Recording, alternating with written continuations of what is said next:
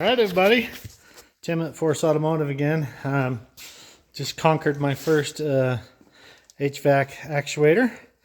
This was throwing codes for the one on the recirculation door, and driving me nuts. Every time I start the car, I'd go like, not the squeaky, but you hear it opening and closing and opening and closing. And wow, I tell you what, this is possible without removing the dash, but this is where it separates the men from the boys. All basic tools used except for this. This is a ratcheting quarter-inch drive with the swivel 8mm. So that was the only really specialty type tool, and obviously you can get stuff like that anywhere for the most part. I thought getting the airbag out was going to make it accessible. Nope, there's a big pipe in the way. So, it's not the worst thing I've ever done as far as tricky.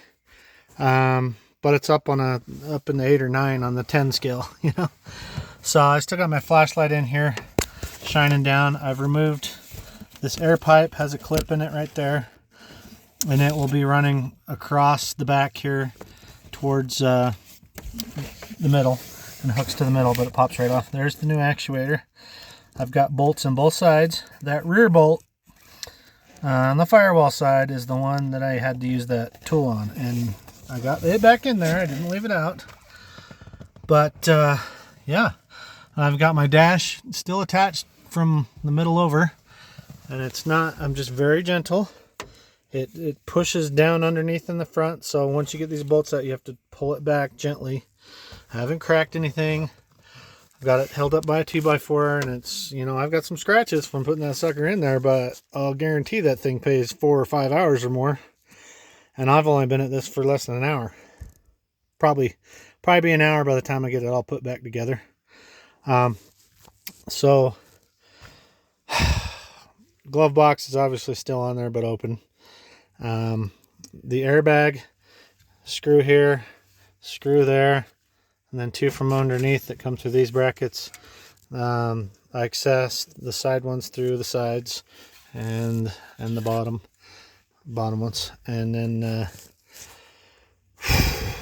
I'm a rebel. I didn't even unplug the battery, but you probably should in case you were scared to get blown up.